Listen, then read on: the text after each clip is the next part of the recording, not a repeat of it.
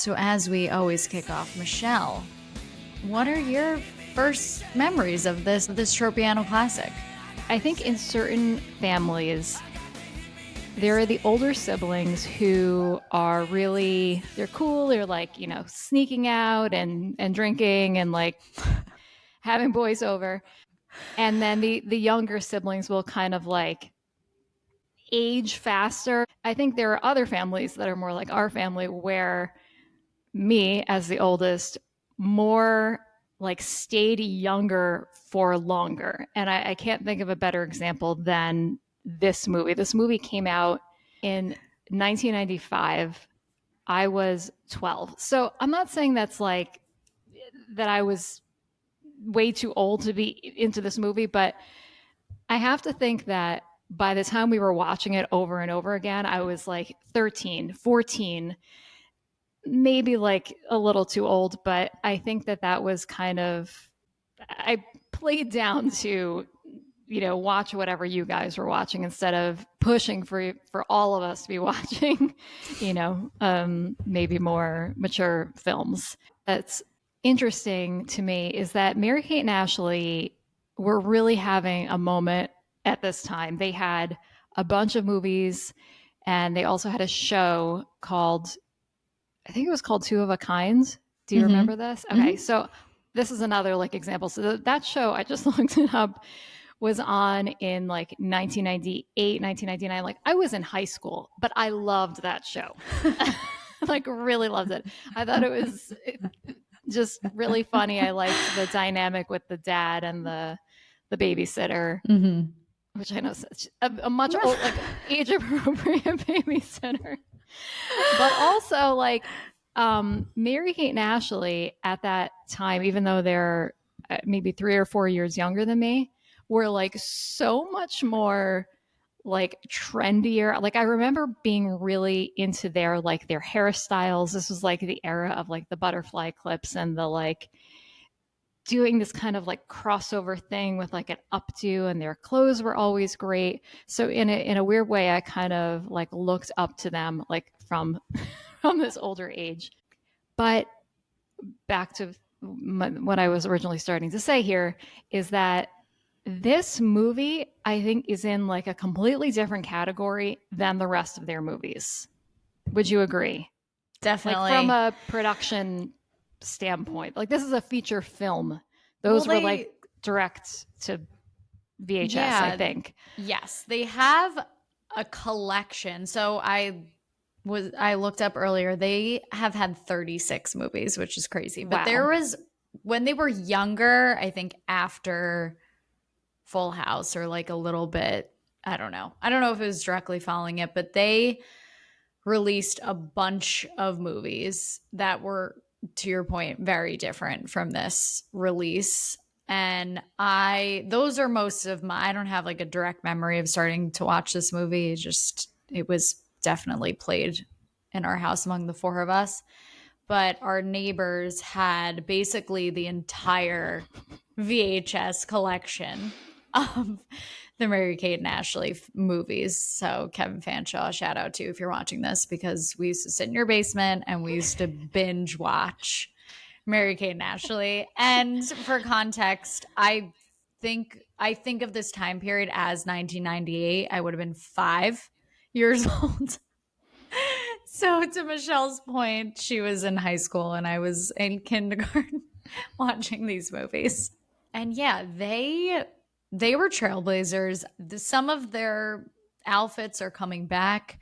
I think as pop culture has been very prevalent on Instagram for a while, but it seems, I don't know, maybe I'm just getting targeted with more millennial memes lately, but their movies are starting to like surface back in memes. I just saw a clip from the New York Minute the other day, which I don't know if you've seen, but I didn't even remember that movie. So I think there's some like Billboard dad that I've seen a million times because it was probably always on TV.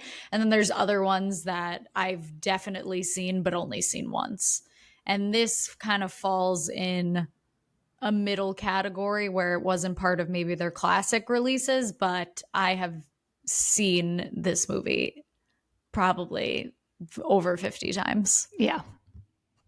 Of their other movies, like I said, I'm really into the show, but of their other movies, the only ones that I remember seeing like specifically are To Grandmother's House We Go, the Christmas one, and there's more than one. And I do remember Billboard Dad, and I remember, which I think may have been the beginning of all of this, like the Mary-Kate and Ashley empire. Do you remember their song / music video called Brother for Sale?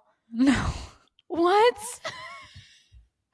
We need to for sure. I'll insert a clip here. I may for have those to, who remember. I may have to live watch this. Oh Lord, it is one of those where it's just I remember every single word to that song. Please share. I actually do remember this. This is very like Full House-esque. Yeah. Oh my God. I feel like I had these pajamas. Wow. This is like the most 90s rich person house. This is amazing. Wow, this is a classic. They're wearing the same outfits as you, Michelle. They're wearing so maybe this is on the tape, the It Takes Two VHS. Maybe this is how I've seen it many times. They're so much younger. Oh, they are? Okay. Yeah. I don't know that. I don't know them. Why? What is this for? I don't know. We have no idea. No, we'll have to There's do some a lot research. going on. There are clowns involved. There's a milkman. But here's the story I've written in my head. That video was kind of their like audition tape for like, okay, what if we made them a brand and just made a lot of stuff like this? Yeah. I mean, it worked. It definitely worked. It worked for all age groups.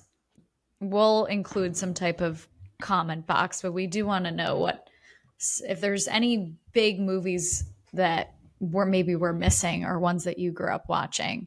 The other ones that come to mind are Our Lips Are Sealed, which takes place in Australia. One of the ones from their old like classics I just remember there being like a ghost related one. It's very fitting that you remembered like a happy Christmas movie, and I remembered like a very scary one, or it was, I guess, when I was 5 watching this. One last Mary-Kate and Ashley fact that I feel like I have to bring up before we move on is, do you know Mary-Kate and Ashley trivia? What do I and Mary-Kate and Ashley have in common? Same birthday. We share a birthday. They're always, there's always that like, what famous people do you share a birthday with? Yeah. It's them. And now in more recent years, Chris Evans as well. Nice. It's a good bunch. I think me and Danny DeVito have the same birthday. So that's fun. Not quite as exciting, but you get two for the price of one. Yeah. Speaking of 2 for 1. So It Takes Two. So we chose this because we felt like no better way to kick off a new season with just Michelle and I. We may not be twins, but I do think of the 4 of us, and we don't have Allison and Lisa to confirm, but I think that we are a lot of alike in our interests and lives now, but similarly to how the twins are portrayed in this movie, we are very, very different. Let's establish this. Alyssa Calloway is the fancy rich sister of Roger Calloway, his daughter. Okay. Yes. Enterprises. And she's a lot of stuffed animals. Yes. Which I did as well. And Amanda is our fast talking orphan from the Lower East Side. Yeah. I feel like I can relate a lot to her even in my adult life because I somehow always have cuts and bruises on my legs, but don't know how they got there. I'm a little bit more of a chicken than she is. She's pretty brave. Mm-hmm. I don't know if I would go up to the Haunted Mansion house. I get a little spooked. All right, let's get into it. So what are some of your favorite things about this film? Well, I'll tell you the thing that surprised me the most is I thought that this was a really good story. It's, it is based on The Prince and the Pauper, which is not a story I know well, but the gist is that there are these, strangers who just happen to look identical and they kind of like trade places. And I think it's kind of I think it's supposed to be like grass is greener type situation, which is not, I don't feel like maybe the message of this movie, but will, I think, be the message of a movie that we will be covering later in the season. Is a little bit of a subtle, not spoiler, teaser, subtle teaser. Yeah, no, I thought it was like really well written. I thought it flowed nicely. It had a great pace, really entertaining. I thought the girls were, fine. I mean, to me, the star and the thing that the actor that I was most gravitated toward in the movie was Kirstie Alley as Diane. I thought that she was fantastic, and I haven't watched a ton of Cheers. I know that that's kind of like where people know her from, at least in her earlier years of acting. And so I don't really have that. Like maybe people who know Cheers well are like, oh yeah, of course she is. But like when I watched this, I was like, she's carrying this whole movie. Like it's all her. She's like such a bright light in it. Yeah, we definitely have a theme of picking movies and mutually respecting the female lead in all of them. They always win the movie. She is, up there with Elizabeth James. Maybe not, she's a little bit more rough around the edges, but I love her so much in this. I couldn't agree more. She deserves better than Roger Calloway, let me tell you. Yeah, we will we'll get into that for sure. What else? Yeah, I thought, great secondary characters. We talked about this in many other episodes, but we both love this kind of, cartoonized version of characters that are just way over the top and not like people you would know in real life. And I think in a movie like this, it works so well, with Clarice and with the butt kisses. It's just, Vincenzo. Can't forget Vincenzo. All of the Amanda's like friends from camp, and also that she lives with. Just, I think all around, like this is just like a really good movie. Honestly, great. I really liked the setting of a camp. I feel like it's really fun. I know there's a lot of similarities to The Parent Trap, which if you haven't listened, it's one of our favorite episodes. Go back, give it a listen. But I just think it's fun. Like it has, it's not a movie you really have to like think too much into. I do think this is a movie, if you go and watch it for the first time as an adult, you're probably going to say this is the worst movie that's ever been made, but you might agree with us and believe that Diane fully wins this movie and she deserves all of the praise. Okay, I have some more more detail things that I love, like a little list. Should I get into that? Yeah, please. Okay. I love the Calloway estate, and the image specifically of the exterior that we see when Alyssa Furtz gets dropped off in the limousine coming off of her private jet. That image has like stayed in my head as like a representation for a fancy house. So I think anytime that I read a story or I'm writing something that has to do with like a fancy house, that is the exterior that I picture every time. Mm-hmm. Yeah. I think it's a good representation of a fancy house, but not for me. Oh, you're not a fan of the stone and the like. There's ivy, right? Stone and ivy and the circular driveway. Of the time, it's great, but I mean, if we had to if we had to go head to head with, Oh, you that's know, not. Nick Parker's Vineyard versus this house, it's Yeah. just it's Yeah. not my style. I think this is supposed to take place somewhere outside of the city, maybe in Mm-hmm. Westchester. But yeah, I find it a little bit tacky. Mm-hmm. Um, but maybe I would disagree if I was a 12-year-old and had all those stuffed animals in that bedroom. So, Yeah, that was. I did think that that was kind of like a dream yeah. kid's little girl's bedroom with the. Yeah. I did she have a canopy bed?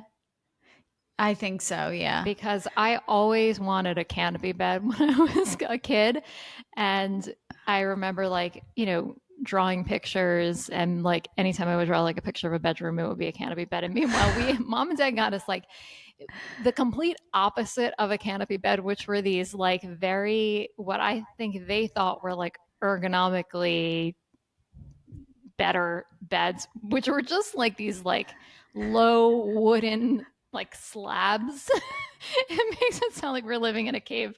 We lived in a pretty, like normal house, but like for whatever reason they got these beds. Then I remember when they got them from like a wood maker. Like they were like high quality, but just not the look that I was going for. I wanted like that princess kind of like luxurious. And they're like, nope, you're going to make this look like you're living in a log cabin.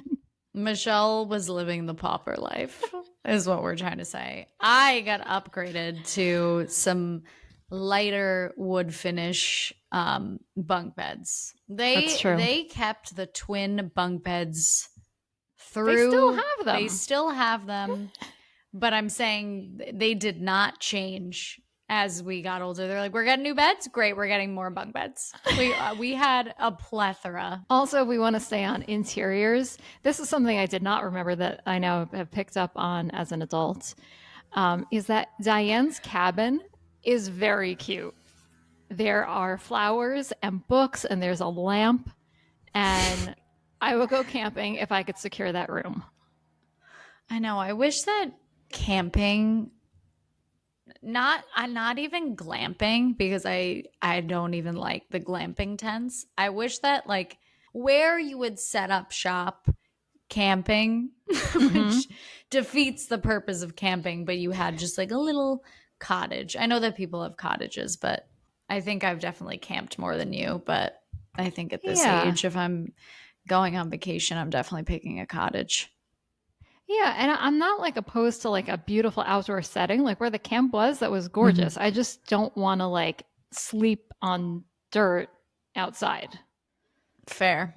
But if you're doing it right, I feel like there's ways. How do you do that right?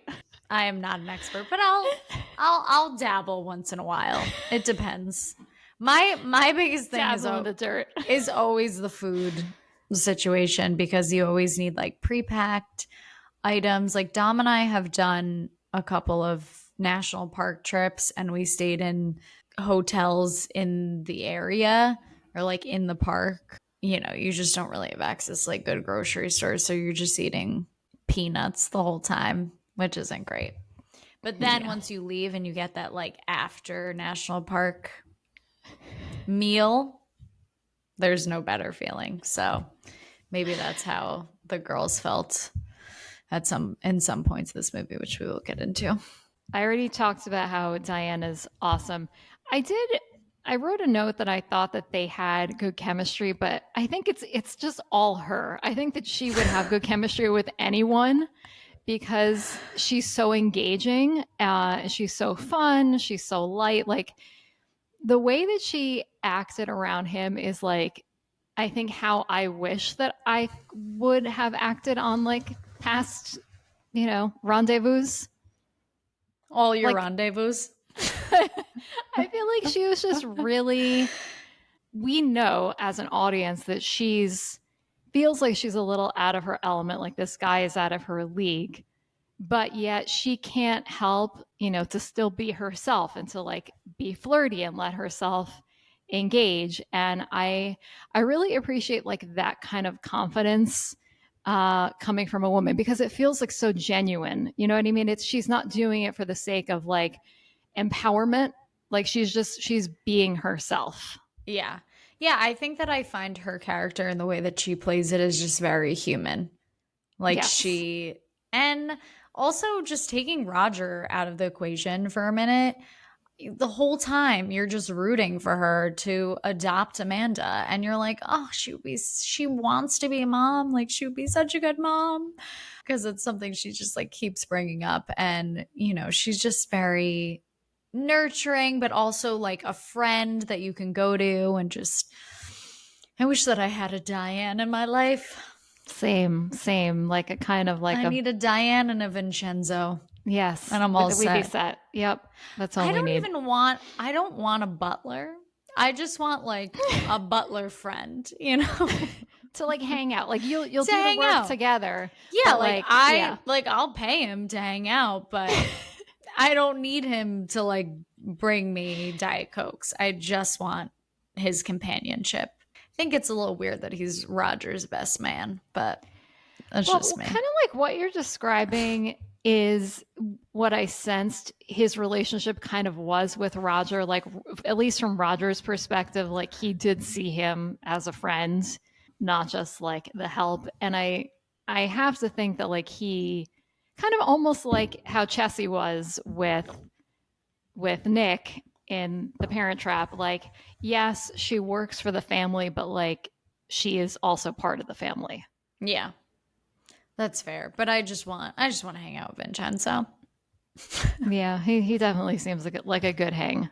Okay, this is getting really, really small, but we always have our little writing appreciation moments, and I thought that this little tiny throwaway line was so great in understanding the character of Clarice, even though it came like at the very end of the movie. But I was like, oh, okay, like they're letting us understand why she is the way that she is. Clarice and her dad are walking down the aisle, and her dad says to her, who would have thought that my first little girl would be the last to get married? And I was like, I really like, I appreciate that they included that when it wasn't necessary. But like, I feel like it was one of those, if you catch it, it's just, I appreciate it. And to be honest, I would just zero sympathy for Clarice. Not even sympathy. I just fully look at her as a cartoon character in this movie. So I didn't really give too much deep dive thought into her emotional trauma as a child, but I respect it. I respect, her having a full meltdown on her wedding day. Yeah, I mean, and to be honest, like she is, like you said, a cartoon and not a great person, but also kind of put in this awful position. Again, didn't handle it well, but I don't know. I was definitely, of course, thinking of Meredith Blake in comparison to Clarice, which is kind of the same type of character. And they're different. I feel like Meredith is, as much as there are a lot of jokes at her expense, like feels more like a real person than Clarice, which is just like she's just one step away from being, like a Cruella de Vil or yeah, something adjacent. Who do you think would win in a fight between the two of them? Well, I feel like Meredith has kind of like the smarts, but I don't know. Clarice is pretty scrappy. I feel like Meredith has the smarts and the height. Like she's got some height on her. Oh, that's true. She knows how to spell the word "you." But I could see Clarice going like batshit crazy. Yes, yeah, just completely not like holding back. Wild, yeah. Like I could see her, going beyond just putting a newt on her water bottle. I think she would have no mercy if the two of them had a matchup. All right, so how about you? Tell me, what did you love? I rewatched this a couple years ago, and it was more so bringing back all these like childhood feelings of watching this movie and thinking that there are just so many absurd lines in this movie. I think like structurally, it makes sense. that you can pretty much follow everything through, even though it makes no sense that there's two identical people who happen to live in the same state, and they just give no explanation. But one of the aspects that I love the most is the Diane and Alyssa story, and her just, being like a pal and someone who really looks out for her. And I like their dynamic, and that you understand their relationship immediately from the minute they sit down together, and she's explaining that she used to bring her to this house to see if people want to adopt her, but she's very like real with her. So I feel like there's a couple of moments in this movie where I get a little teary-eyed and emotional. All right. Can I share something? I was watching this movie out in our loft, and Jimmy was in his office, and he like said something to me, and I answered, and then he looks at me and he's like, "Are you crying?" And like at that point, like I was feeling a little emotional, but it wasn't until I started talking to him that I was like, yeah, just a little bit. And it was only in one part, when the conversation that they're having about when Amanda says that no one ever wants to adopt like kids. They only want like, puppies or babies or whatever. I was like, I know. Yeah, there's like a couple that made of me those really moments. sad. Yeah. Even when, even though it is a comedic part, but when they take her away and she's like freaking out, some sad moments. But then, they bring it right back in by having the Buttkisses as the people who adopt her. Yeah, I got a little bit nervous when I first, like that scene in the beginning when she's going to meet the Buttkisses. And I was like, oh, like this is going to make me really sad, because I remember that it was like, this not a good situation. But like the second they opened the door, I was like, oh, never mind. This is going to be great.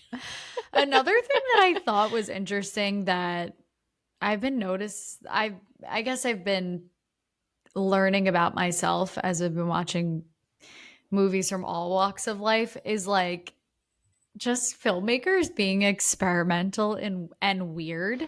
So like even kind of that fisheye lens of when she meets the Buttkisses, and it makes you feel like a kid who's looking up at these strange people and being like really freaked out, but trying to be kind and kind of like go with the flow.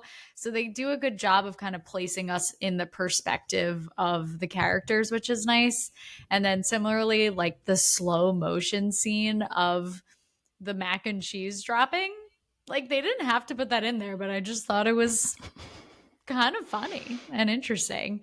Even Clarice like looking through the telescope and watching them from afar.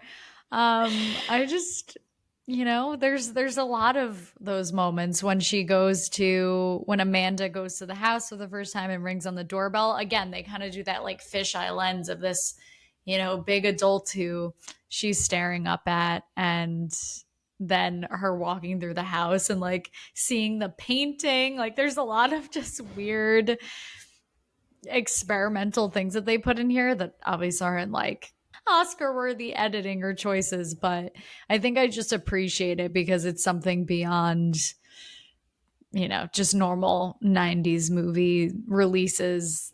Yeah, I think there's a reason that this one stands apart from all their other movies. Beyond that, we'll get into some of our nitpicks, but I enjoyed watching an old movie that I grew up with, and I like not having to think sometimes when you're watching a movie, and also just bringing back feelings of nostalgia and a time of quotes that we grew up with and we still use in our lives, especially between the four of us now, which is just very fun. Oh, that is such like a wonderful thing that we can take from the movies that we share with our siblings, that like I think that collectively we haven't seen this movie in so long, but yet the quotes are in our lives daily. Yeah. And I think it's a very millennial trait that brands and a bunch of people have picked up on, but we definitely gravitate towards comedic relief to like get through difficult times. And I think when we think about the nostalgia of the 90s we gravitate towards some of these silly films that we don't we don't need to like dissect, and it doesn't need to be this work of art, but it's just funny and it reminds us of being a kid and not, having to worry about the big things. As comfy as falling into a pile of stuffed animals in Yes. Alyssa's room. Exactly. Any other things that stood out to you that you loved? I'm so excited for summer this year. I don't know why. Like usually I'm, a fall gal, but I didn't really grow up going to sleepaway camp. We really just went to our uncle's soccer camp over the summer, but again, it just brings back these like childhood feelings of nostalgia of like running around, being sweaty and hot, and like playing with friends until late at night and not having anywhere to go. And it just really makes you feel like you're there, in addition to their estate, but just like looking out at where the camp is. Like I think I wanted to spend more time at the camp, honestly. And even they have obviously the big New York scene in the beginning and at the end, but there's something kind of fun about New York in the summer, even though everyone leaves.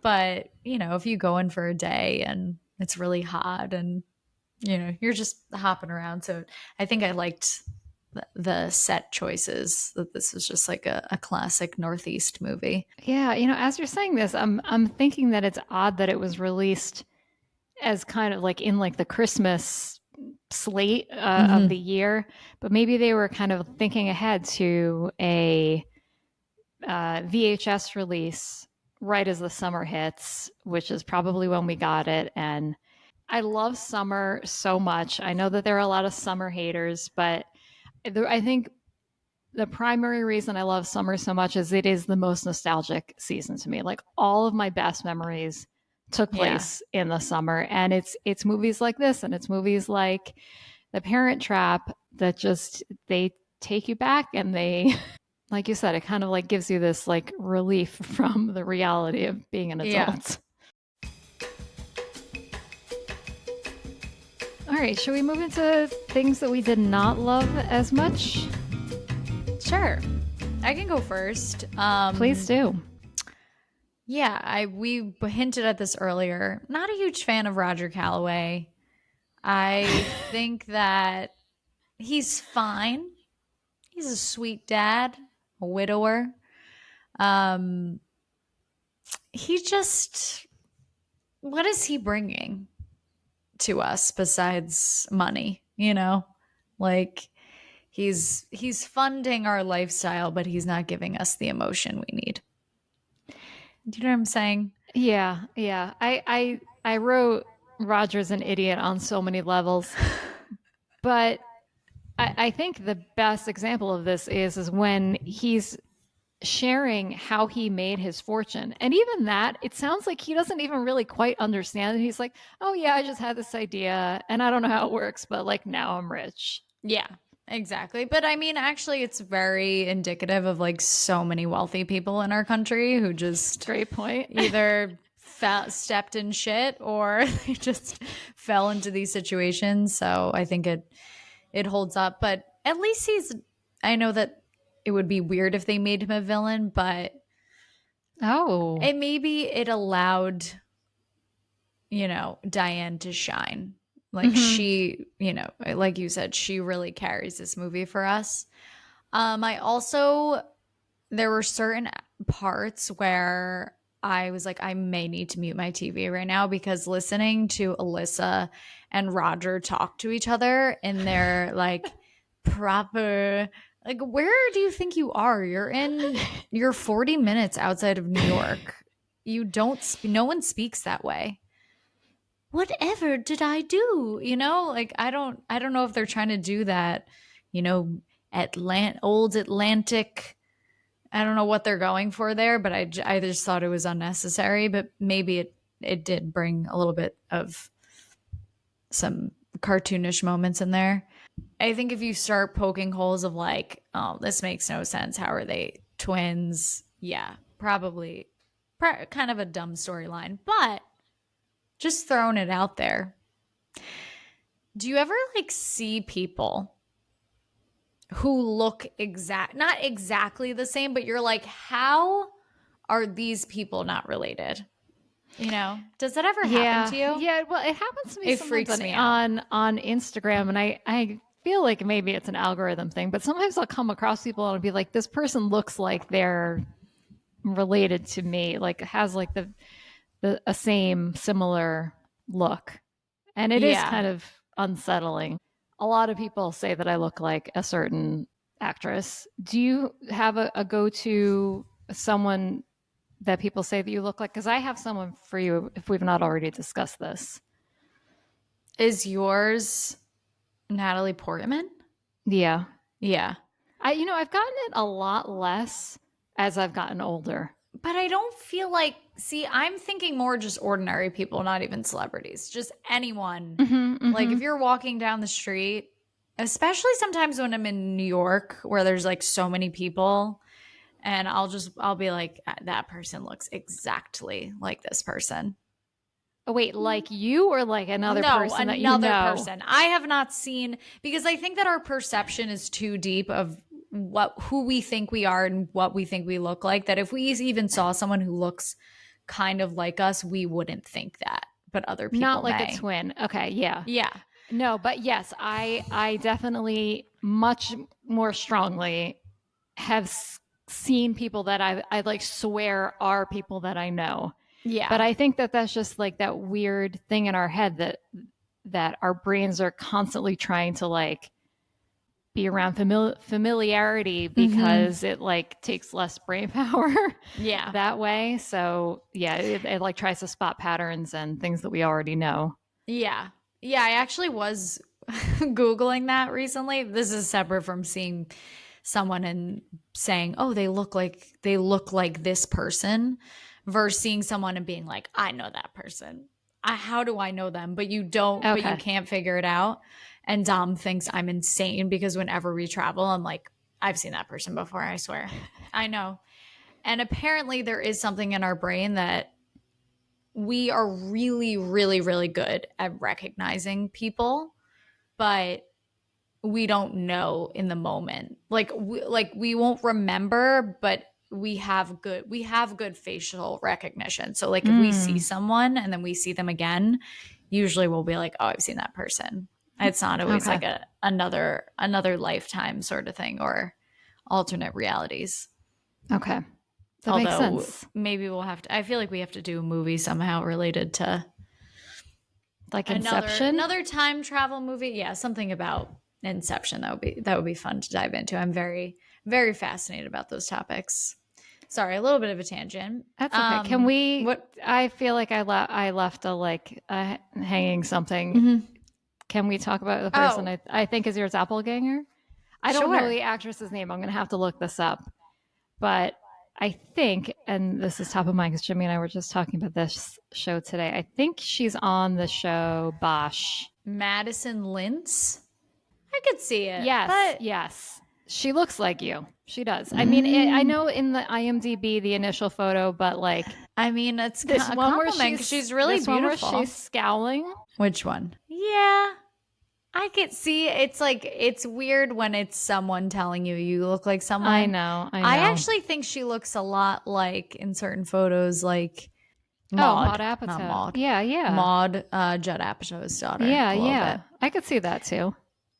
But yeah, I think it's just the hair. I think cuz I don't share the same hair color as many people, so I think when people see actresses with red hair, they're like, "Oh, you look just like this person." Was there anything you really disliked about this movie? Yeah, the accents I agree with you. But on both ends though. Like I get that Amanda is I mean, she did kind of sound like she's from New York City, Yeah. but like you as you said, Alyssa and the Callaways are also mostly from New York City, and I don't know. I almost like I wish that they had just like made them British, or I kind of I get why they wanted them to sound different so that when they were together, we weren't ever confused as to who was who. But I don't know. Yeah, I almost didn't like any of the scenes with the twins alone because they were bothered awkward. me. They bothered me so much. It didn't. Yeah, I feel like this is a weird thing to say, but I feel like they had terrible chemistry. Yes. No, it's so accurate. I also think based on the music video I just watched versus thinking about a movie like Billboard Dad, they're in this awkward stage where they're like not little anymore, like really, adorable. And they're like growing up, but they're not quite like, funny teens yet. So I think that they're kind of in this a little bit of a limbo stage.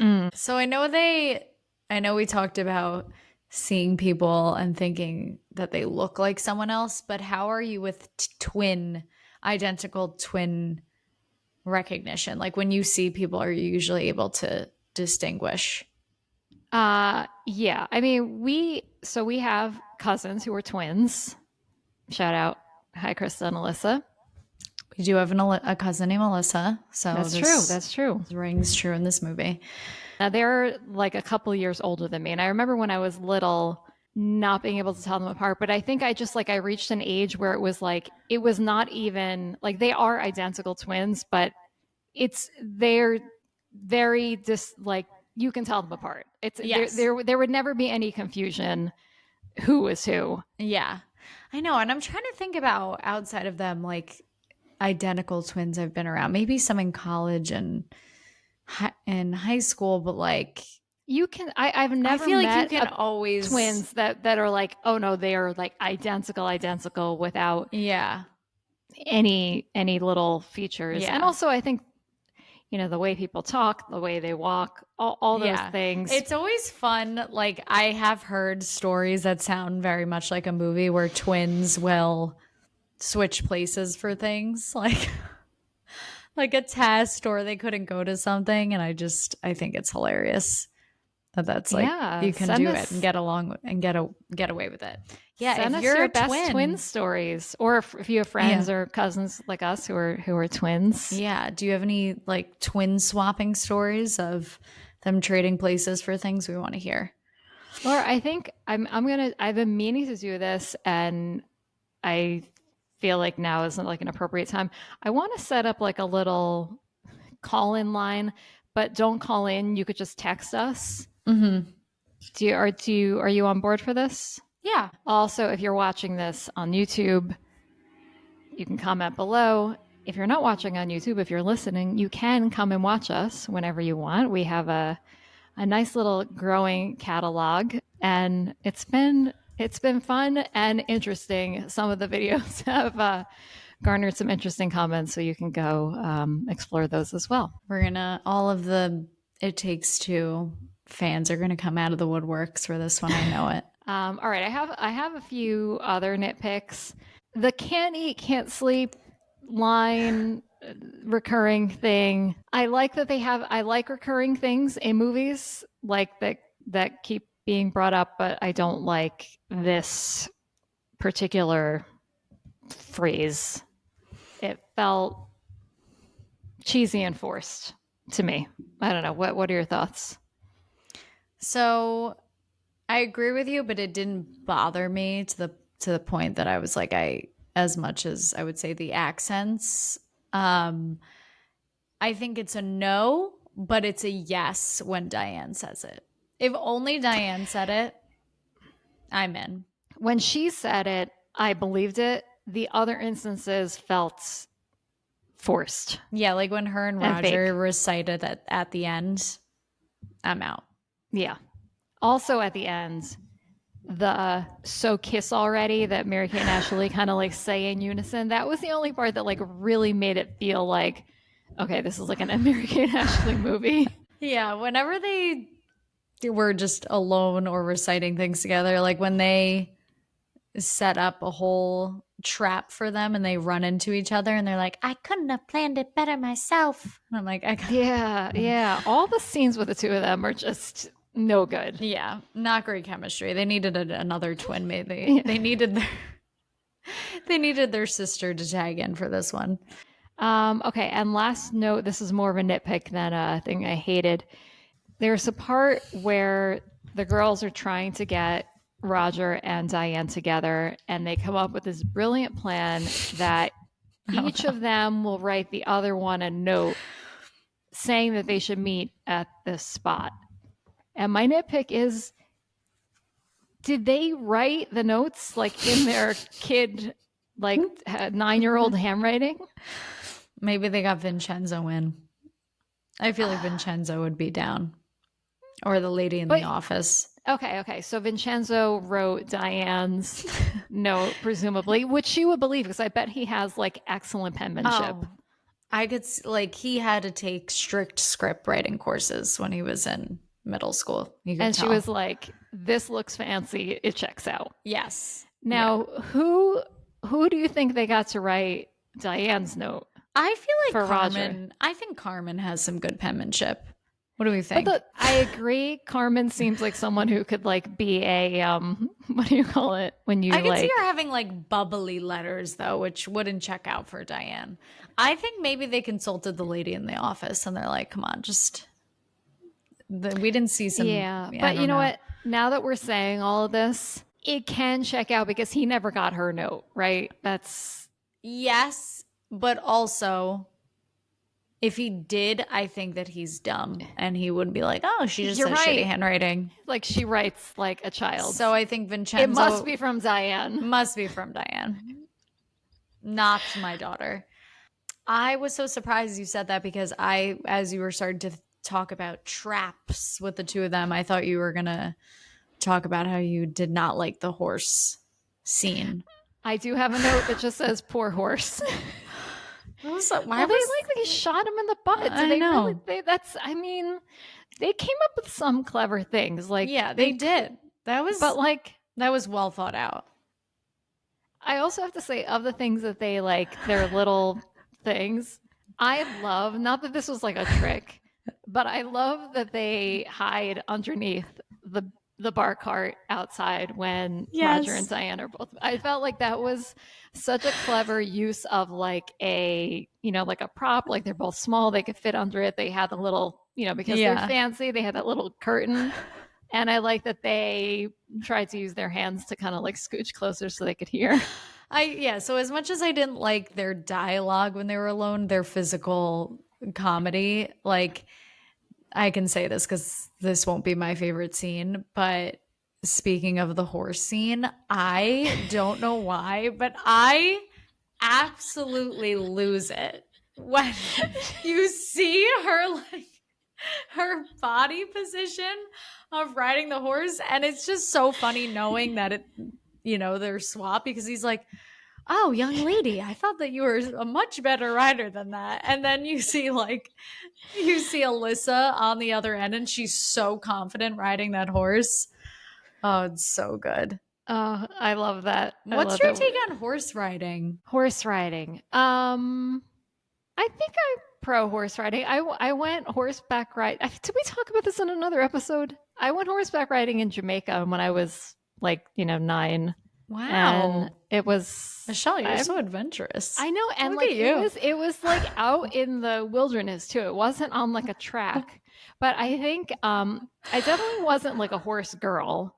Okay. But I feel like horses are starting to have a special place in my heart because our nephew William started horseback riding.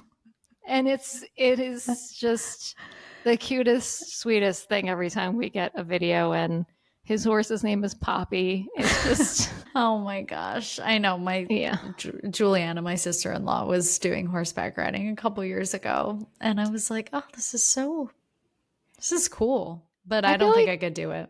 I feel like they're the horses and the kids or rider, whoever, like ends up having like a very sweet kind of relationship. Yeah. And as much as like I'm very sensitive about like animal cruelty of any kind. I have to think that like horses love to run and play, and you know, anyone who's doing that is treating them well. I hope. Well, a big part of it in addition to riding them, is brushing them and taking care of them and taking them on walks. So it's a lot more of like the responsibility of taking care of them in addition to, you know, the sport aspect of it.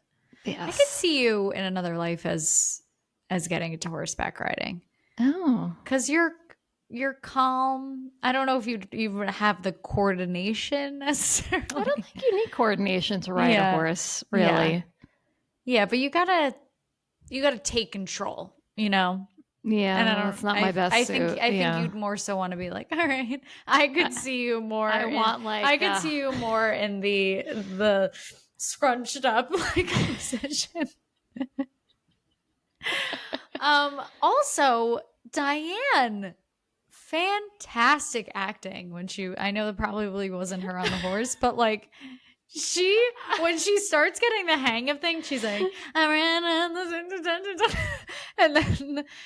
and then the horse goes wild, which is not as funny, but no, it is. Yeah. I love that she says they gave me the killer horse. And she's so like good, crying, hysterically crying. She's so believable. You really feel her fear. That's how I would react. Yeah. And I like the cheesiness of, you know, she says in another scene, like, I met him on a white horse. Like she calls out the irony of it, which I like. Yeah. No, I loved that. Yeah. I will say, if anyone is listening to this and has not seen It Takes Two before, which I would gather we're not going to have too many of those listeners, can you watch it and then get back to us about what you think? Because we want your thoughts. This is a big ask. Just give up an hour and 30 minutes. This is a movie that came out in 1995, so it's not a 3-hour long stream, which is great. But it's not streaming anywhere, so you will have to pay for your rental. You have to pay. I met a group of girls about a month ago at a friend's house, and this movie came up naturally. So if any of them are listening to this, I'm probably I'm going to link this episode to Adriana so she can listen to it, because we did bring up this movie and I promised her that we were releasing it. Dom has gotten into the groove of every time we're somewhere and a podcast comes up, Dom's like, Laura has a podcast. Oh, I'm like, thanks, okay, Dom. I'm like, that's so nice. I'm like, yeah, it's like not. It's just a thing. It's fun, you know. That's great. So welcome, Adriana and friends. Welcome to the table. Welcome to the table. I think this is a good transition, since we've already kind of hinted at some funny scenes and things that we've liked. Michelle, favorite line, favorite scene. Okay, favorite scene. I think this is part of why I love this scene so much, is because if you presented this to me in a, you know, like a writer's room, and we're like, this is how we're going to do this scene, I would be like, no, this is stupid. Definitely don't do that. But again, just because Kirstie Alley is the queen of this movie, she made it wonderful. And my favorite scene is the monologue of Diane waiting for Roger to show up for their date. Yes, I love that. It's just her. She's pacing around. She's talking to herself. She's like adjusting her bra. Like all of it feels real, and we get a little bit of like exposition in it. Like, you know, we get her interior thoughts, but it doesn't feel like explainy. It's just her, like exactly what this woman would do if she was like waiting for some guy in the woods, and her feeling like she's out of her element. Yeah. Oh. And would you say that's your favorite line, that entire monologue? Oh, I have such a long list of quotes. I love toward the end when Alyssa, and they think that she's Amanda, gets adopted by the Buttkises, and she is actually like living with them. She's kind of like mouthing off to the oldest son, who is the only one of this group who is actually the parents' like biological son. And she, either the dad says or the son says, like, Betty Buttkiss, who they've renamed Alyssa as Amanda Betty Buttkiss, who is also Laura's screen name today. And then they say, Betty Buttkiss, put a cork in it. And I love it when the dad says, "Cool it. He's management about the son." That's not the line that I like. The part that I like is that the son then mouths management. It's just really like, like slick and like, it's this puny little skinny boy who thinks he's a big shot. And again, just a complete cartoon. Wow. I love the out of left fields for that one. But of my very long list of favorite quotes, I think that this was just well written and well executed. It's when Amanda, pretending to be Alyssa, is at the Clarice and Roger's engagement party, and she's going around, spinning around in her dress, and she accepts a appetizer off of a tray from a waiter, and it ends up being escargot. And she tastes it, she puts it in her mouth as she's chewing on it, and then she says, "This tastes like a balloon." And I think it's just such a nice, like, simple, very what a kid would say, but like a smart ass kid, not just like, a kid might just say like, "This is gross," but for her to like say, "This tastes like a balloon," which is, I think, escargot's consistency. I liked all of it. Yeah. I also love that she says, "All this money and these people eat slugs." Yes, which is such a well done a kid comment. Oh wait, can I just do one more? Yeah, of course. Sorry. Of course. I mean, I saw this and I was like, the limit does not exist when it comes to quote. I think that we're going to rename this section "The Limit Does Not Exist" instead of favorite films, which is a Mean Girls shout out. So many good Clarice lines, but I think my favorite might be when she calls Roger, and it's when he's with Diane, and she learns that he's there with like this woman from the camp, and she says, "I'm in the middle of a crisis and you're having a bachelor party." Yep. That's my favorite one. Hands That's your down. favorite one all Hands time? down. Okay. So good. See, we are on the same page. Twinning. We are. Twinning. All right. What are yours? Favorite scenes and quotes? One of my, I don't really have like favorite scenes. I think I just think of lines, but you inspired me. I think that I'm just thinking of good Diane moments, and when they're having s'mores by the fire after she meets him on the horse, and she's just having such a candid conversation with her friend about like, oh, he, obviously he like came up on a horse, and she says, guys like that are always dating girls named like Cookie or Candy. And Alyssa, disguised as Amanda, chimes in and she says, "No, her name was Kathy and she was a teacher." And it's just this very like subtle conversation. And I think it's also like the nostalgia of like sitting by a campfire in the summer eating s'mores, like just having a conversation with a friend. So I think it's like those subtle moments. I feel like I'd rather strip out all the Roger moments for just solo moments of Diane or Diane with other people. So many good quotes. Yes, "I'm in the middle of a crisis and you're having a bachelor party" is absolutely amazing. Also, the execution of, "Is there another woman with you?" We say this all the time, just very subtly, but she says, this little act of yours is getting old." Another very subtle quote, but I love when Vincenzo just writes down a card for Diane when she's like trying to get back Amanda, or Alyssa disguises Amanda, and he goes, "Ask for Lou." She's like, "Lou who?" And it's just like, this is why I want Vincenzo in my life, because anyone who just has like a guy that you need on call and his name is Lou, sign me up. And like, he gives no explanation. I also love that in that scene Vincenzo just shows up at the adoption agency. So he strolls in his suit.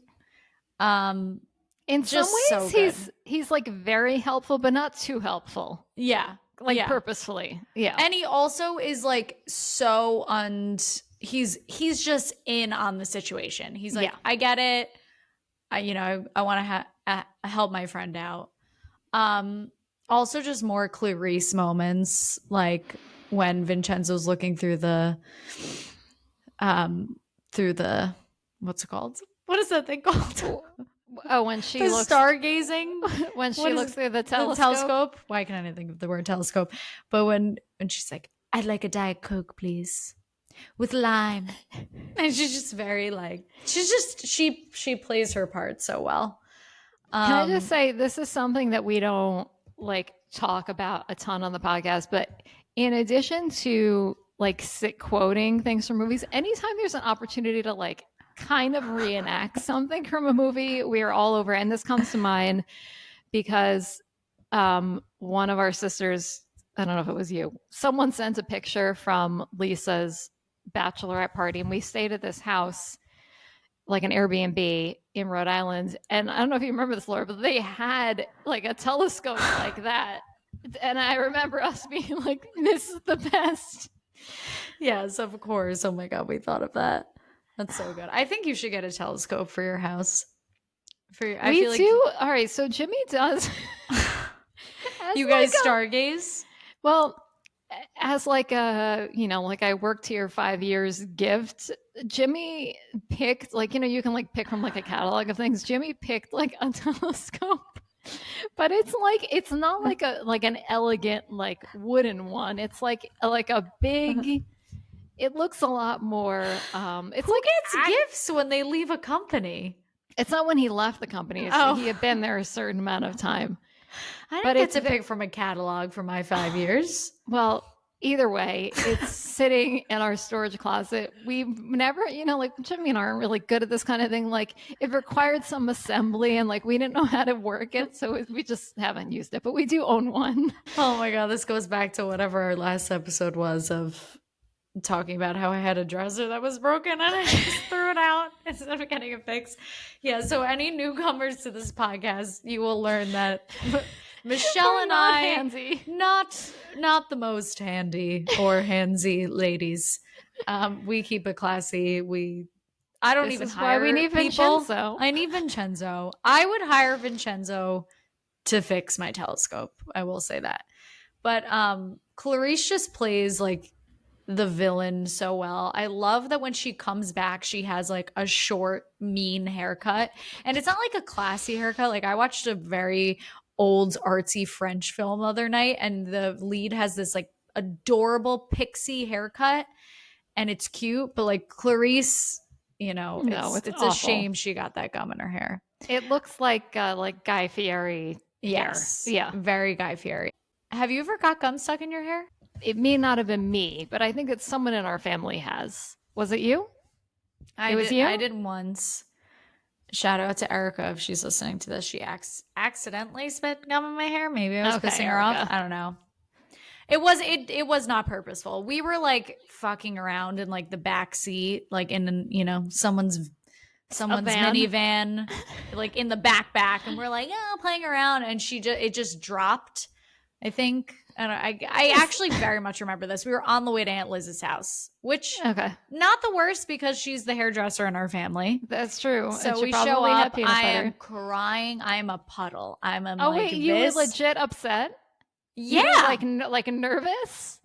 I fucking had gum in my hair. I was pissed. I was like, what the fuck? And everyone's upstairs eating lasagna, hanging out, and I'm in the Aunt Liz studio. They're combing my hair out with peanut butter. This is very traumatic. So I'm very triggered by the gum scene in this movie.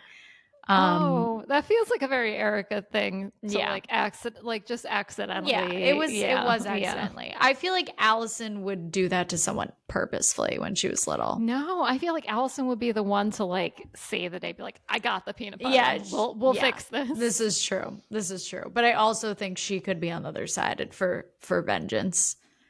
She would. Yeah, maybe. Yeah, maybe. Speaking of things that have traumatized us, I think this movie is the reason that I don't ever wear lipstick.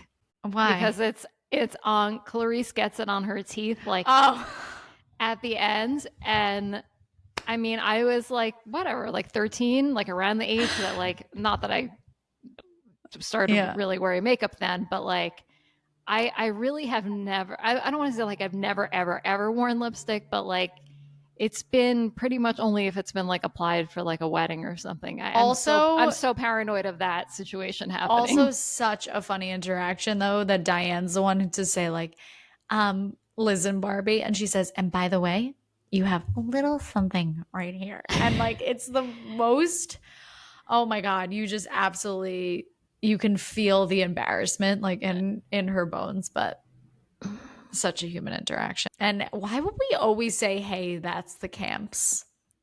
Well, we always say I'm taking the Jeep. Yeah, I'm taking the Jeep. Hey, that's the camps.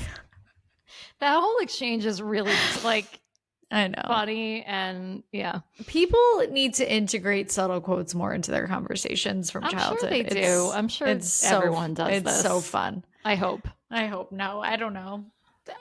You ever like, you're like, oh yeah, we totally used to do this when you're younger. Then you meet people and they're like, I never did that. So it's weird. Wait, also in the Jeep kind of section of the movie, I wrote a note.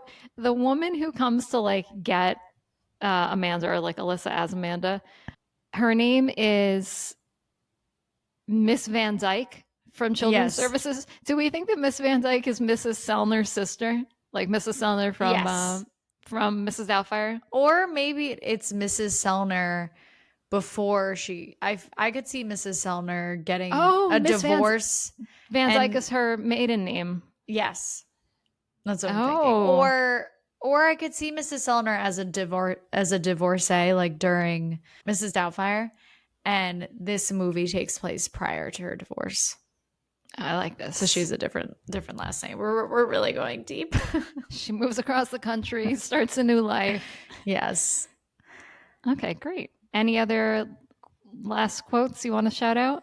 I feel like there's probably more, but I just think everything that Clarice says is ridiculous. You know, when she says like, trust me, I'm a woman. Craig can meet the president on Sunday. I need bridesmaids. Yes. And also a quote that Michelle and I were talking about recently that she definitely said when I was getting married. Bernard, why do you keep bothering me with numbers? Whatever it costs, just get it. And I just love that his name is Bernard. And she has like the phone in the car and it's so dramatic.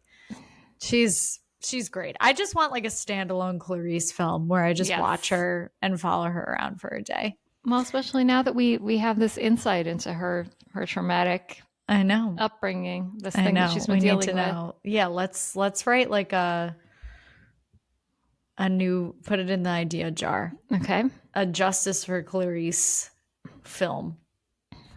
It has to go behind the Justice for Meredith film. Yes. I want to write Meredith's story first. Maybe the both of them meet in our movie and they support each other. A crossover. Yeah. I love a crossover event. I love a collaboration. This was a great food movie. Finally.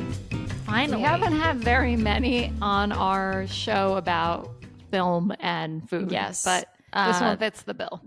The Champagne Theory does hold up in this movie. Yep. Check the box. Champagne Theory it's more so Michelle's wish that every movie had champagne featured, but we always try and find, does this movie feature champagne? Most of our Film to Table pod releases have. There have been very few. Spielbergs without. A couple. But a couple.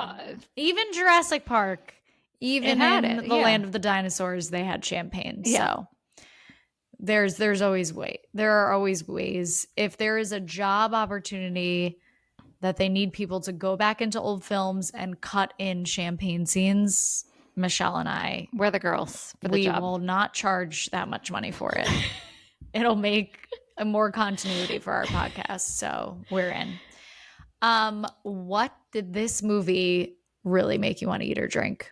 It didn't make me want to eat very many things. Vincenzo has a line where he says, "How about some milk and cookies, huh?" And I mean, I don't think a lot of people have milk and cookies anymore. It's kind of like reserved for Santa at this point. But I mean, I make cookies all the time. I don't often have it with milk, but I would. Oh, Like if I went to someone's house and they're like, "Do you want milk and cookies?" Absolutely, and I love you. and whole milk, Yeah, okay? like go None of all in. this Yeah, oat milk nonsense. All right, yeah. I'm putting my foot down. You need like a quality milk brand. Laura wants me to spend like at least At $15 on least a pint. $15 on a nice local creamery with a chocolate chip cookie. That is your task for tonight because we don't have much life to live and life is too short to not have like a nice cold glass of milk with some cookies. I don't like s'mores. I'm not like a big marshmallow person, but I like making s'mores and I like Mm-hmm. the experience, the sitting around the campfire, the assembly. I like graham crackers by themselves and I like chocolate, so I usually just eat those like kind of individually, but the whole like thing together, nah. Yeah, I agree. I think because I grew up with such a sweet tooth, I would always be excited as a kid. As an adult, if Not there's interested, yeah. s'mores, no, I'm going to have one. I'll have one. You'll have the full like the I'll sandwich, have a like the full whole. s'more. I don't, we can't be picky. We can't. If there's dessert, there's chocolate, but I agree. I'm also like not the greatest s'mores maker. I don't have the heat technique down. I never pull it out at the right time to make the sandwich. Yeah, but you're I think you're trying to be too gourmet about it. I think it's the kind of thing that like it's supposed to be a mess. I think the thing that I've loved the most about it in the last couple years, like last summer being on Cape Cod with Allison's kids and watching them absolutely lose their minds. It is like they've never seen chocolate before. And it's just all over their faces. And then they have like a sugar rush at night. Probably not fun for Allison and Derek, but it's just adorable. I love seeing kids just having like marshmallow on their eyebrow. And you're like, how did that get there? I have a similar. I got to make s'mores with Lisa's kids around that campfire. They're just so our aunt duties. Check. We're doing a great job. Yeah. So I think that we agree. The act of s'mores, of this s'mores environment, is better than the s'mores itself. Yes. What would be a better like? Is there some kind of like alternate food that could be an activity as well that could happen around a campfire that would be like a dessert? You know what I think? I like graham crackers. Me too. I love graham crackers. But they're not supportive enough for this. No, it's almost like they want them to break on you. Yeah. And marshmallows are good, but they're always too big. They're too big for the graham cracker, you know? Yeah. We really need to do a Sandlot episode because we definitely will. We have a sports season at some point that will come. If you like s'mores, do not worry. There are more s'mores conversations coming, but this is important. Summer is upon us. We want to know, are you a s'mores person? Is it like an every summer situation where you will have s'mores by the fire with friends and family? And also if you have any s'mores tips, we'd love to hear them because I haven't given much thought. You know, I kind of like just sitting around a fire. So I think as an adult, I'm content with like a glass of wine, a cup of coffee. I wouldn't say like, I think the thing that's difficult with thinking about desserts around a fire, like I don't want to eat an ice cream by the fire. Mm-hmm. You know, I usually want to be in a blanket or a sweatshirt and get cozy. So I think that's also why s'mores are a little difficult. I don't know. Does anything come to mind? Today, if it was like me and I was going to sit around a fire, I want to bring just like a little cup of glass of bourbon. Sounds like great. Yeah, exactly. But as like a sweet or a snack.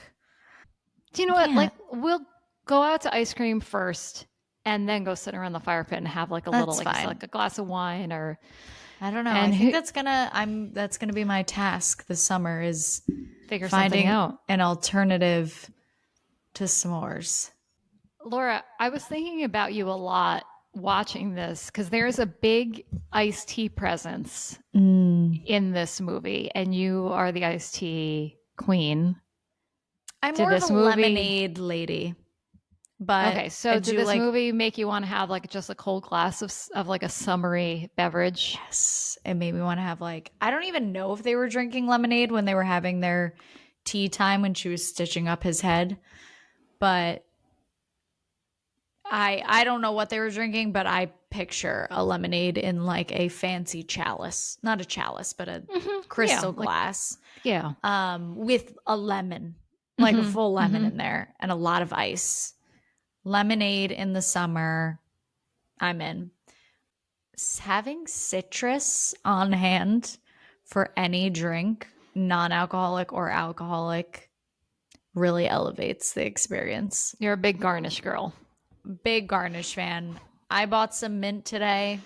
I wish that I grew it myself because if I just had a little to plop in my water or whatever I'm drinking, that would be nice.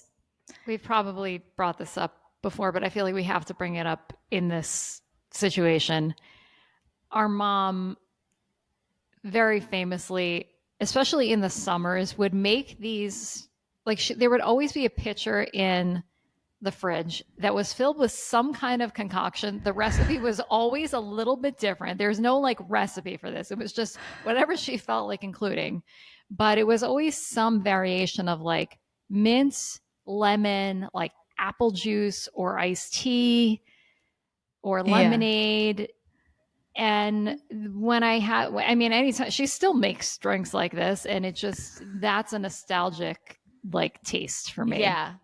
She really loves like iced tea mixtures when no one was worried about the copious amounts of sugar we were pouring into our water. Like from Costco, like the tubs. The big, yeah. And throwing some mint in there. She's like, it's mint from the garden though, so it's fine. Like there's definitely four cups of sugar in here, but it's okay. Did this make you want mac and cheese or not want mac and cheese? I think every time I watch this movie, and I know that this scene is coming up where they kind of like say, we're having mac and cheese, we're having peach cobbler, there are like rolls and butter and I think iced tea at this like in the mess hall or whatever it is. And the idea of all of those things. Oh wait, the sloppy joes, that's a separate meal. Okay, so that's we're not going to include that in this conversation. So every time I hear like mac and cheese, I love mac and cheese. I love peach cobbler. I love rolls with butter, and I love iced tea. But this movie manages to make all of those things like disgusting. But I still like I'm not like completely disgusted by it. But are you just disgusted because there's a food fight? I don't know. The mac and cheese looks kind of like it just I think the ingredients were all there. I think it wasn't prepared well. It looked a little clumpy or something. I don't know. What do you think? I think Alyssa disguises Amanda was a little busy. She probably was not, helping make the best mac and cheese. We need to talk about the cobbler because what a disappointment. I mean, did you spot the cobbler on the table? Because it looks like a styrofoam bowl with just like awful whipped cream and a cherry on top. And we don't even like. I don't know what the cobbler looks like. We don't see it. We don't really see it. I'm so turned off by the cobbler because they only mention that it's on their clothes when they go in the lake, which I get the lake scene. It's fun. I am so grossed out by the lake scene though, with like and the cherry and the wet clothes, like wearing jeans in water. I don't know what it is because people hate jeans. Like people are like, I wear sweats to work. We work from home.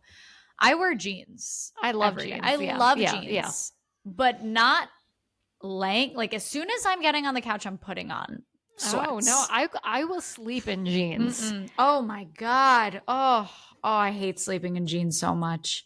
Like falling asleep in jeans. Oh, I'm down. It is the worst feeling. You need jeggings then. You need to get some jeggings. I'm good. I'm so happy jeggings are not in style. But yeah, wet jeans. Wet jeans, Right out. no. Wet jeans over sleeping in jeans. I'm picking sleeping in jeans for sure. Nothing worse than a wet jean. And yeah, he finds the cherry in her hair. Oh, it's it like feels floating. like a toxic waste situation. You know, it's just like it's almost grossing me out as much as the ball pick conversation that we had. Like just wet, like food that gets wet. Have you ever had when like a sandwich sogs too much? No, this is bad. Bad. This is bad. I hate that they I feel like they use the cobbler.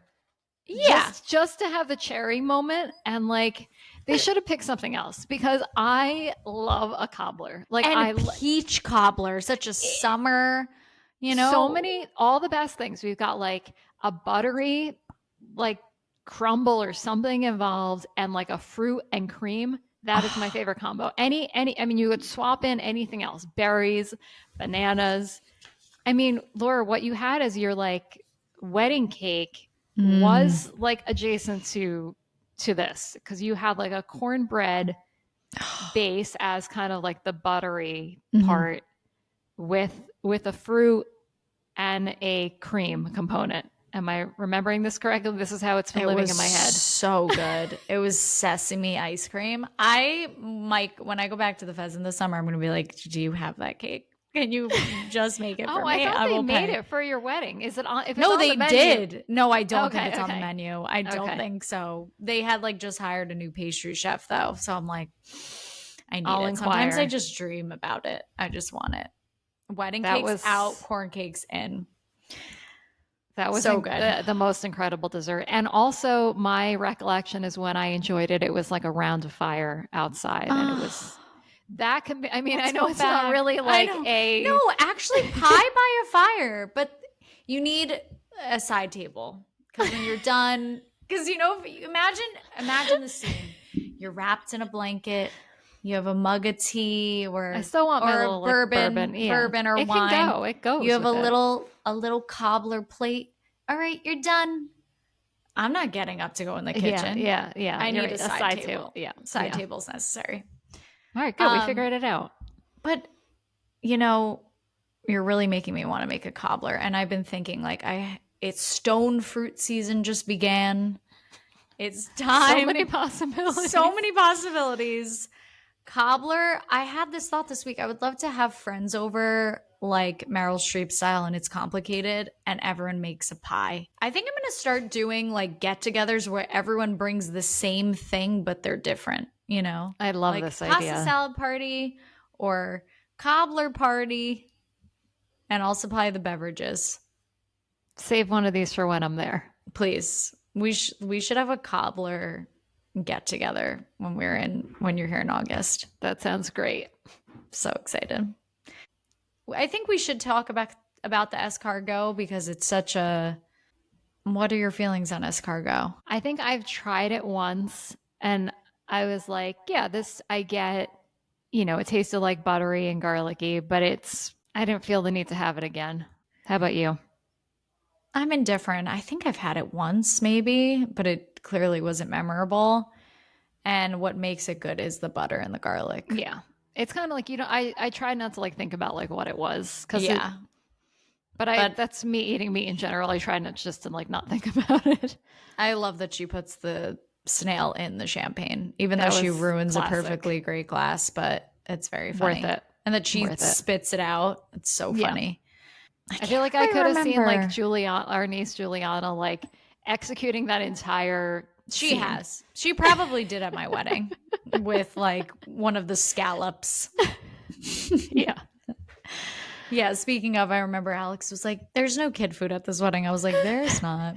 But there are some scallops if you want one. So. I'm surprised you didn't bring up the cereal. Oh, do you mean Cocoa Puffs? At the Buttkiss house? I did make note of it. Very on brand for those group to be in Cocoa Puffs. Yeah. I don't think I've ever eaten Cocoa Puffs before. You would enjoy them. Have you had the peanut butter healthy ones? I've had the healthy ones, yeah. So it's the like balls, that, but so much better. because it's Really? like chocolate. Okay. It's like chocolate and peanut butter. And then it Those changes the milk those were chocolate. good. That I don't even really like peanut butter, but that Those was nice. balls. Yeah. Those peanut butter balls. I feel like Lisa was a big fan. I forget what those were called. I don't know. They had some type of animal on the front. But it wasn't. Do you remember puffins? Oh, puffins kind of sucked, but I ate them anyway. What was that? See, this is another thing where we're like, oh, we quoted all these movies. People definitely did the same thing. I don't think that there were many households that was eating health food cereal that wasn't even healthy for you. Like we were not a Cinnamon Toast Crunch family. We were not a Kix family. The most unhealthy thing that we had was Special K, which has a lot of sugar in it with the strawberries, but it was like marketed as like a weight loss thing for women in the 2000s, which was messed up because it's not even good for you. No. But the puffins were kind of this like, I'm curious if it still exists, but I feel like puffins had such a presence in our house for many years around this era, around the 1995. It's pretty crazy that I can taste it right now, and it's so bad. But I was like so desperate for cereal that I convinced myself it was good. I was like, this is great. And I love a puffin. Not great. I couldn't even describe, like, it wasn't cinnamon, right? Like, what was it like? It was just like, it was bland. It didn't have a flavor. It was like a puff. It was like a puff. Something. It was a puff. It was a little puff. There's not even a comparison. All right, we want to hear your favorite cereals. And if you were a fellow kid who was forced into health food stores, did you have a health food store cereal? We have to talk about the big gooey messy burger. What are your feelings on Sloppy Joe's? Well, I feel like anything I'm going to say you're going to disagree with because you don't eat red meat. I have made Sloppy Joe's before, and they're pretty delicious. I used to make them all the time when I was still eating red meat. Like when Jimmy and I first got married, I don't think I had a Sloppy Joe, but like I guess he had, and he's like, "Here's how you make it," and I would make it. It was like easy dinner, and like they were saucier meatloaf crumbled on bread. Yeah, it's just another form of meat. I like the bread part. Yeah, you know. But I think when I'm craving meat, I want like a cheeseburger for sure. A more intact meat patty. Yes. Okay. Plus, you can't really put toppings on a Sloppy Joe. I think for me, that's the biggest miss. Then that's why I like a cheeseburger, because you can have the onion and the tomato and the mayo and the ketchup, and I just want all of the toppings and pickles. Although I think you could add pickles to Sloppy Joe because the sweetness would be nice. Yeah. That could work. So Michelle, I know that we play jumpin' jacks with our dinner party. What's our format this time? Are we giving each other 3 people and making them have a dinner party, or we're gonna or a potluck or a potluck? I feel like we more do the potlucks when we have guests. I think we should do the assign. The assigned. Each assign 3, and you do the whole scene. You set the table. You make the food. Okay. I'm gonna dive into this pond. The dirty lake water. Into the dirty lake water without jeans on. I'm gonna give you the the horse carriage rider in New York City. We forgot he was eating a hot dog. I know. We forgot to mention that. Okay. Oh, great. And then also maybe when I have a Coca-Cola too. The handsome cab driver. Okay. Mrs. Oh, you think he's handsome? Michelle? No, that's what that's called. The carriage is. I think that's what it's called. But no, I don't think he's handsome. Michelle's leaving this episode as a horse girl. I'm just throwing it out there. She says she doesn't like animal cruelty, and we should not be supporting the carriages in New York City. Okay, so I'm giving you the man whose carriage they stole, Mrs. Buttkiss, and Carmen. I This is knew a you were going to do mix. Carmen. I was like, don't pick a kid. You're going to make this hard. Or would Okay. you rather No, Frankie? Carmen's good. No, Carmen's good. I feel like She's fun. Carmen's she's cool. She's Okay. amenable. Okay. Should I go with this or should I assign you yours? I'll go with mine because I don't want to give you too much time to think. Yeah. Okay. All right. So the three of them, I mean, I don't want to be basic, but I think that all three of them would genuinely enjoy like a great hot dog dinner.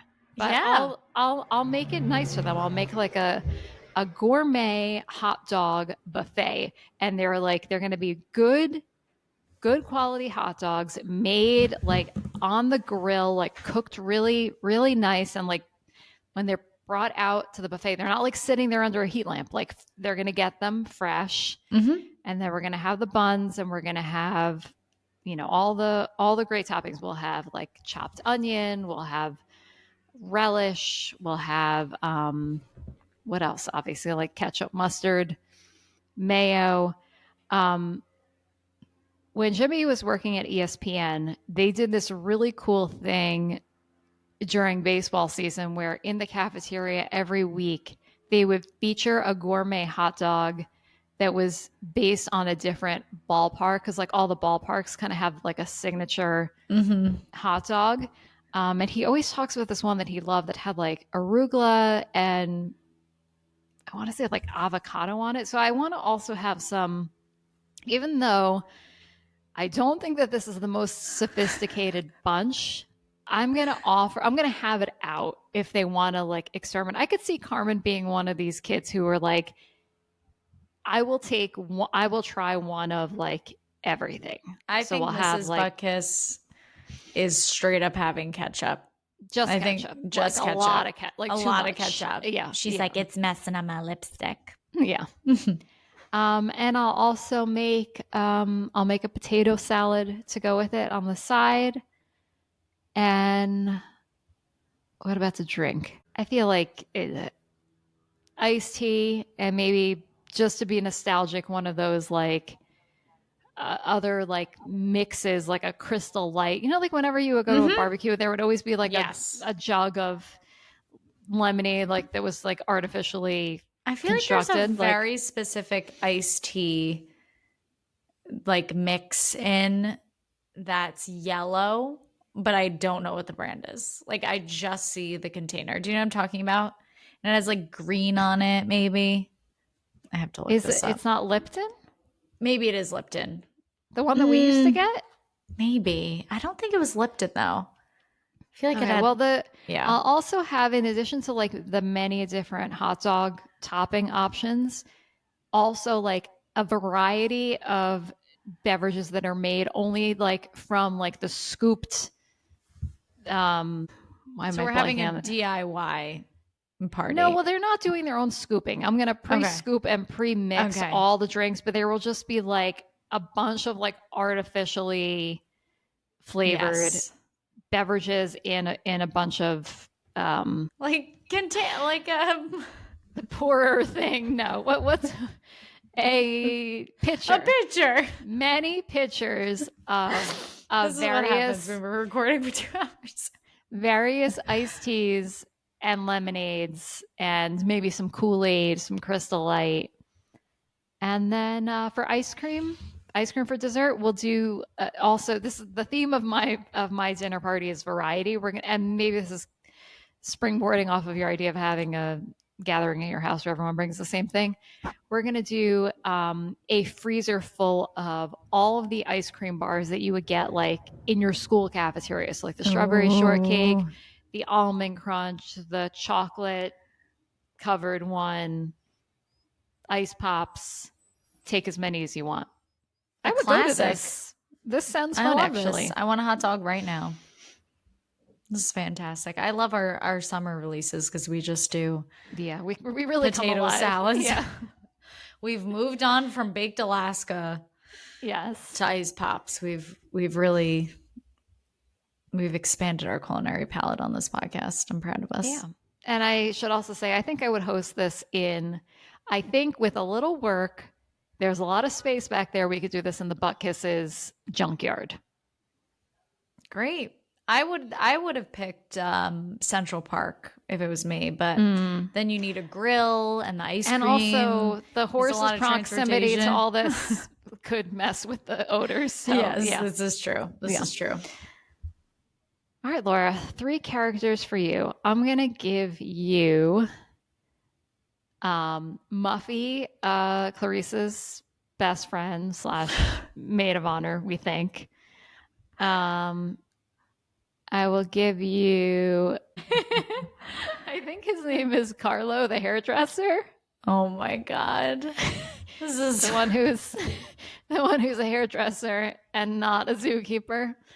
And we need someone from like the other side.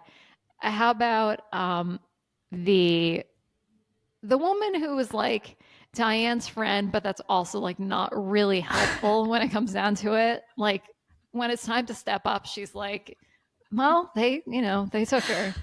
She didn't protect her as she was instructed. Okay, this is a really hard one. I think this is going to take place in New York City. Okay. And it's going to be like a hot summer night. A lot of people are out of the Hamptons, but I think that Muffy lives in like the Upper East Side. She's definitely wealthy as well. I think that the hairdresser probably has an apartment on the Lower East Side, has fixed rent. And we know that Diane's unhelpful friend works at, the adoption agency. So she probably lives somewhere in Midtown, that area. And we're going to bring them together for a little summer, maybe summer solstice soiree. Oh.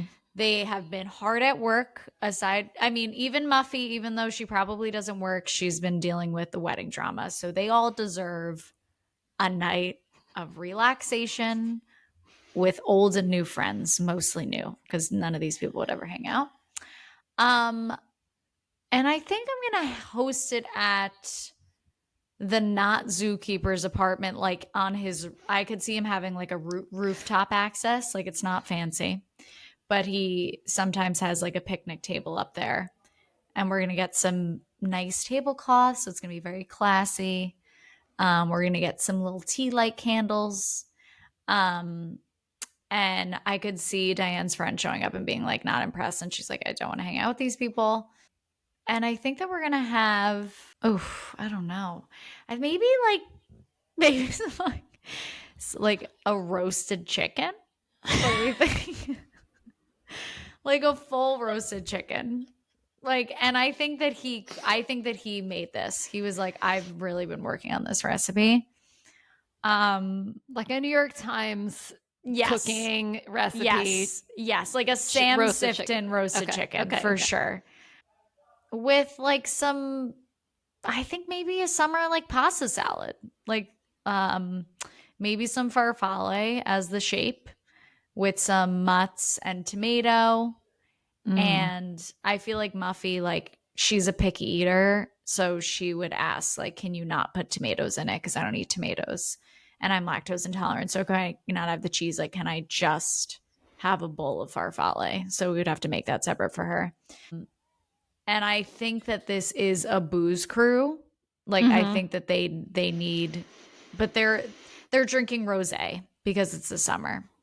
And I could see the hairdresser being like a big rosé guy. He's like, my friend is in the wine business, but it's just like a brand that he randomly started, and he's stuck with all those cases of rosé. So we're bringing it to the rosé, and maybe even getting fancy and making it into a spritz. Like putting some seltzer and some citrus, maybe some grapefruit or orange in there. Oh. And I feel like he would want some like side snacks. So maybe some like olives and like a little bit, maybe some cheese to piss Muffy off because she can't eat it. And I feel like for dessert, he would make like a fruit pie, not a cobbler, but like maybe like a blackberry pie. Also New York, like sourced from the New York Times. He's been working hard on it.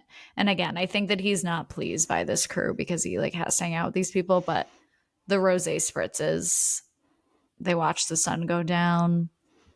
Maybe they have some other friends come over, but it's like a New York minute for the three of them. The sequel, The New York Minute. That was the Mary-Kate and Ashley, one of the titles. Yeah. I think I would pick neither of these parties to go to. If I had to choose, I would want to go out to like a dive bar with Diane. Oh, definitely. After work. Definitely. And get like late night food. Yes, like something greasy and like maybe a beer. Slice. Yeah. So this season, we're going to do something a little fun and classic to close out our episodes. Really looking forward to starting to do this with some guests that we have on this season. But we're going to do a this or that section, which is going to tie back to the movie. So Michelle is in the hot seat today. Are you ready? I'm ready. Just whatever comes to mind first. All right. Mac and cheese or sloppy Joe? Mac and cheese. Camp cabin or the Callaway Mansion? Callaway Mansion. Okay. Horse buggy or the camp jeep? The camp jeep. What did both of those things have in common? They were both stolen. There you go. Lou's helicopter or the camp bus? Probably the camp bus. I think I would be afraid in a helicopter. Both like modes heights. of transportation for to get in and out of the city too. Yeah. Stickball or capture the flag? Capture the flag. Food fight cleaner or junkyard worker? Would the junkyard worker be a permanent position, or both of these are just a one-time thing? It would be at least for a month. A month? Oh God! Like every day there's a food fight. Probably food fight cleaner, only because it's an inside job versus like having to be outside in the elements. In the elements. If it was an indoor junkyard, I might think differently. Okay. Would you rather have your dress rip in a fancy setting? You don't necessarily need to be the bride. Or would you rather get gum stuck in your hair? Gum in the hair, I think. Okay. Especially if I could go right to Aunt Liz's. That's true. As long as you're on the way to Aunt Liz's. A lemonade or a Diet Coke with lime on like a hot summer day? Lemonade. Okay. All right. Pick a butler. This is a three-way one. Vincenzo, Martin, or Chessie? Oh, man. I would love to hang out with all three of them. Strictly for butler purposes, I think I'm going to go Martin. Okay. Yeah, he seems like he was like I like that he was able to like be a little bit of a fashion consultant. I'd like to like this is true. Have that in my life. Especially like he really passed the stress test because he was helping someone out during an existential crisis where Chessie was like, yeah. Okay. Swimming in jeans or swimming in food garbage? So like in a bathing suit, but like there's like swimming in jeans. Okay. In a clean pool or lake. Okay. That was the end of our section. Okay, so next week we are going to be finally entering the 2000s with a movie that I absolutely love. I know Michelle absolutely adore. Great place with Michelle. That I know Michelle hasn't seen a ton, so I'm really looking forward to hearing her take on it. But we have a couple movies that take place in California this season. This one particularly takes place in Northern California in San Francisco. And I am very excited that we're going to be covering Princess Diaries next week. So please tune in. Thanks for joining us at the table. We can't wait to hear your thoughts about this episode. Text us or leave us a voicemail at 904-513-1383. If you're listening on Apple Podcasts, leave us a review or hit that button to give us 5 stars. If you've been enjoying watching on YouTube, click the link below to subscribe to our channel and give one of our past episodes a thumbs up. And lastly, tell a friend by sharing your favorite episode with them. Thanks so much for supporting us.